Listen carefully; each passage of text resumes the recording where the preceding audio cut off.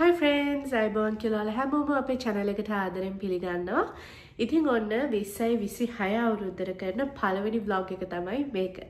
Video එකට යන්න කලින් ඔයාලා හැමෝටම මේ ලැබුවා වූ අලුත් අවුරුද්ද ඔයාලා හිතන පතන හැම දෙයක්ම මේ විදිහට ඉෂ්ට වෙන සුබම සුබ අලුත් අවුරුද්දක් කියලා ප්‍රාර්ථනා කරනවා. ඇත්තටම අපි අද යන්න ලේස්තිලා ඉන්නේ අපේ සිටි එකේ තියෙන ඇනිමල් ෂෙල්ටර් එකට. මට ලොකු ආසාවක් තියෙනවා ඇත්තටම දැන් ගොඩක් කාලෙ ඉඳලා ඇනිමල් ෂෙල්ටර් එකට ඩ්‍රයි ෆුඩ් ටිකක් ගිහිල්ලා දෙන්න. ඉතින් මම මේ ෂෙල්ටර් එකට ගියා දැන් මාස 6කට විතර කලින් පුංචි පූස් පැටියෙක් ගිහිල්ලා දෙන්න. ඉතින් මට ආසාව හිතුණා ඒ ෂෙල්ටර් එකට අවශ්‍ය කරන කෑම බීම ටිකක් ඒ ෂෙල්ටර් එකේ ඉන්න බල්ලොන්ට පූසොන්ට ගිහිල්ලා දෙන්න. අද අපි ඇත්තටම ෂෙල්ටර් එකට යන්න තීරණය කරේ පොඩි විස්තර වගේක් දැනගෙන එන්න. මට දැනගන්න ඕනේ කීයක් එයාලගේ ෂෙල්ටර් එකේ සත්තු ඉන්නවද? එතකොට මොන වගේ කෑම ජාතිද එයාලා බලාපොරොත්තු වෙන්නේ? කොහොමද ඒවා ඩිලිවර් කරන්නේ කියන පොඩි විස්තර වගේක් දැනගන්න. මම මාස 6කට මම ඉස්සෙල්ලා කිව්වා වගේ මාස 6කට කලින් ගියා චූටි පූස් පැටියෙක්.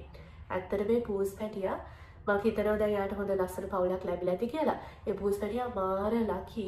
මොකද මේක උනේ අපිට සමල් කාලේ. අපිට සමල් කාලේ කියන්නේ ගොඩාක් රස්නේ කාලයක්. ඒ කාලෙට සමහරක් වෙලාවට ගොඩාක් රස්නේ වුණා කියන්නේ ෆැරන්හයිට් 100ට වඩා යන අවස්ථා තියෙනවා. ෆැරන්හයිට් සෙල්සියස් නෙමෙයි. ඉතින් ෆැරන්හයිට් 100ට වඩා යන කාලෙක ඒ පූස් පැටියා මගේ කායකේ එන්ජින් එක ඇතුලේ ඉඳලා තමයි හම්බුනේ. ඉතින් මුළු දවසක් පුරාවටම මට හොඳට මතකයි මට ට්‍රේනින් එකක් තියපු දවසක් පැය 8ක ට්‍රේනින් එකක්. මම ට්‍රේනින් එකට ගිහිල්ලා එනකම්ම ඒ පූස් පැටියා කාර් එකේ ඉඳලා තියෙන්නේ. ඉතින් හවස ඒ පූස් පැටියා ඇත්තටම ඒක ලොකු කතාවක්. මම ඔයාලට කෙටියෙන් කියන්නම්. ඉතින් මට එදා තිබ්බ ට්‍රේනින් එකක් පැය 8ක ට්‍රේනින් එකක්. ඒ තැනට යන්න විනාඩි 30ක් ඩ්‍රයිව් කරගෙන යන්න ඕනේ. මම කායකට නැග්ගහමුදේ මට එක සද්ද ඒ කියන්නේ පූස් පැටියගේ සද්දයක් ආවා. ඉතින් මම කාර් එක ඇතුළේ ඔක්කොම චෙක් කරලා කාර් එක යටත් චෙක් කරලා ඔක්කොම කරලා මට හොයාගන්න බැරි නිසා මං හිතුවා සමහරක් විට මට මොකක් හරි සද්දයක් ඇහෙන්නේ නැති මගේ එක හිතින් මවාගත්ත මොකක් හරි දෙයක් වෙන්නේ නැති කියලා මම ඇත්තටම ඩ්‍රයිව් කරගෙන ගියා. එතෙන්ට ගිහිලත් යන ගමනුත් මට ඒ සද්ද ඇහෙන නිසා මම එතෙන්ට ගිහිල්ලත් ආයෙමත් කායකයට ටයර් ඒ ඔක්කොම චෙක් කරලා මට කිසි දෙයක් හොයාගන්න බැරි නිසා මම ට්‍රේනින් එකටත් ගියා. පැය 8කට පස්සේ රස්නේ දවසක පැය 8කට පස්සේ මම ආයෙමත් එද්දි ඒ කියන්නේ ඇවිල්ලා ගෙදර ඩ්‍රයිව් කරන් එද්දි මට ආයෙමත් මේ සද්ද ඇහෙනවා. ඊට පස්සේ මම ගෙදර ඇවිල්ලා මම කිව්වා චමීට චුට්ටක් හුඩ් එක ඕපන් කරලා එන්ජින් එකේ චුට්ටක් බලන්න ඒක ඇතුලේ ඉන්නවද දන්නේ නැහැ ඒක ඇතුලේවත් කියලා. ඇත්තට මේ වගේම ඒක ඇතුලේ චූටි කොනක එයා හිර වෙලා නෙමෙයි චූටි කොනක එයා හිටියා. සමහර විට වැටෙයි කියලා බයට වෙන්නේ නැති. ඉතින් බොහොම වෙහසක් දරලා එයාව එළියට ගත්තා. මම ඇත්තටම වීඩියෝ එකකුත් ගත්තා. මට මේ වීඩියෝ එක හොයාගන්න බෑ. හොයාගන්න පුළුවන් වුණොත් මම ඔයාලට ඒක මෙතෙන්ට දාන්නම්. ඊට පස්සේ එයාව අරගෙන ඇත්තටම දවසක් පුරාවට මම හිතනවා එයා එතන වෙන්න තින්නේ නැත්තේ කියලා. ඊට පස්සේ එළියට වතුර ටිකක් දීලා කන්න චුට්ටක් මොන අපේ ගෙදර කුසු දෙන්නෙක් ඉන්නවා. ඉතින් ඒ දෙන්නගේ කැම ටිකුත් දීලා චුට්ටක් එයාගේ කන තුවාල වෙලා තිබ්බා. කන පිච්චිලා තිබ්බා. ඒක නිසා අපි එයාව මේ ෂෙල්ටර් එකට අරන් ගියා. ෂෙල්ටර් එකට අරන් ගිහලා මම විස්තරේ කිව්වට පස්සේ එයාලා එයාව බාරගත්තා. ඉතින් මම හිතනවා මේ වෙද්දී යාට ලස්සන පවුලක් ලැබිලා ඇති කියලා. මම පූස් පැටියව දෙන්න ගියපු දවසේ මට ඇත්තටම අවස්ථාවක් තිබ්බේ නැහැ ෂෙල්ටර් එක ඇතුළට ගිහිල්ලා බලන්න. මොකද මම ගියේ විනාඩි ෂෙල්ටර් එක වහන්න විනාඩි කිහිපයකට කලින් ඒක නිසා මට අවස්ථාවක් තිබ්බේ නැහැ. මම හිතනවා මම අද ගියාම මට ඇතුළට ගිහිලා ෂෙල්ටර් එකේ ඉන්න බල්ලොන්ග පූසොන්ග බලන්න පුළුවන් වෙයි කියලා. මම හරි ආසාවෙන් තමයි එදත් ගියේ. නමුත් මට අවස්ථාවක් හම්බුනේ නැහැ. ඇතුළට යන්න අවස්ථාවක් හම්බුනොත් එයාලම පෙන්නන්න ඇතුළේ කොහොමද කියලා ඔයාලට පෙන්නන අවස්ථාවක් හම්බුනොත් මම ඔයාලට වීඩියෝ එකෙන් පෙන්නන්න. තාම ෂෝ එකක් නැහැ. බලමු මොකද වෙන්නේ කියලා. ඉතින් මම ඉස්සෙල්ලා කිව්වා වගේ වීඩියෝ එක දවස් කීපයක එකතුවක්. ඉතින් මොකද වෙන්නේ කියලා ඉස්සරහට දිගටම වීඩියෝ එක බලාගෙන ඉන්න. ඔයාලා සමහරක් විට හිතනවා ඇති මම මේ බිම වාඩි වෙලා ඉන්නේ කියලා. මම ඇත්තටම බිම වාඩි උනේ මෙතන තියෙන බඩු ටිකක් අස් කරන්න. මට සති 3ක් නිවාඩු තිබ්බට ස්කූල් එකේ. මම ඇත්තටම හිටියේ කම්බැලියෙක් වගේ. මම එහෙම ලොකු දෙයක් කරේ නැහැ. ඇත්තටම එක එක දේවල් වලට බිසි වුණා. එක පාටිස් තිබ්බා. ඒවත් එක්ක මට ඇත්තටම සාමාන්‍ය දේවල් මම අස් කරලා හිටියට මේ ටිකවල් මේ ක්‍රිස්මස් එකට මට හම්බුන යාළුවෝගේ ඒවා ටිකවත් මම තාම කොහෙවත් තිබ්බේ නැහැ. සමහරක් ඒවා අන්බොක්ස් කරේවත් නැහැ. මේක ඇත්තටම අපේ මල්ලිගෙන් හම්බුන මට ගිෆ්ට් එකක්. ඩිජිටල් ෆ්‍රේම් එකක් අපිට ෆෝන් එකට කනෙක්ට් කරලා ඕන පින්තූරයක් ඩිජිටල් මෙතෙන්ට දාන්න පුළුවන්. මේක මම අන්බොක්ස් කරපු දවසට මම ඔයාලට පෙන්නන්න මොන වගේද කියලා. ඒවත් ඇත්තටම මම තාම කරේ නැහැ. So බලමු ඉස්සරහට ඔයාලට ඒක මොන වගේද කියලා පෙන්නන්න. සමහර විට ඔයාලා දන්නවත් ඇති. ඉතින් දිගට වීඩියෝ එක බලාගෙන ඉන්න. ඊළඟ දවසේ actually නෑ අද අපි යන්නේ. අද මම ඔයාලට මොකද එතන වෙන්නේ කියලා වීඩියෝ එකක් පුළුවන් වුණොත් අරගෙන එන්න. මල්ලි මයි දැන් ලේස්ති වෙන්නේ ෂෙල්ට් එකට යන්න. අපි ගිහිල්ලා බලමු මොකද වෙන්නේ කියලා.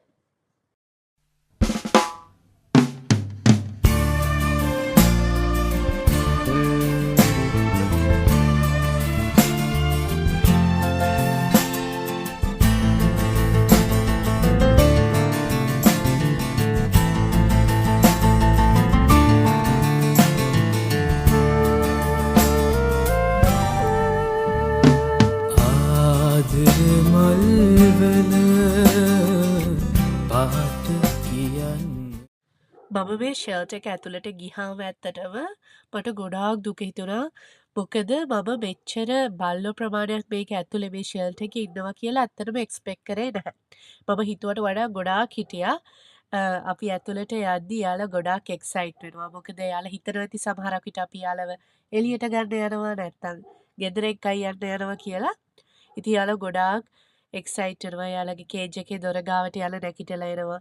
ඉතින් ඇත්තටම ඒ ෆීලින් එක මට කියන්න තේරෙන්නේ නැහැ. මට ලොකු දුකක් දැනුණා. මොකද මට මෙයාලට එක් කරගෙන ගිහිල්ලා එහෙම උදව් කරන්න මට නැහැනේ කියන දුක.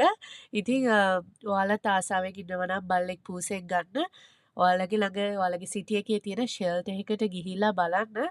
ගොඩාක් සත්තු එයාලගේ ෆොරෙවර් හෝම් එක හොයාගන්න ගොඩාක් ආසාවෙන් බලාගෙන ඉන්නවා.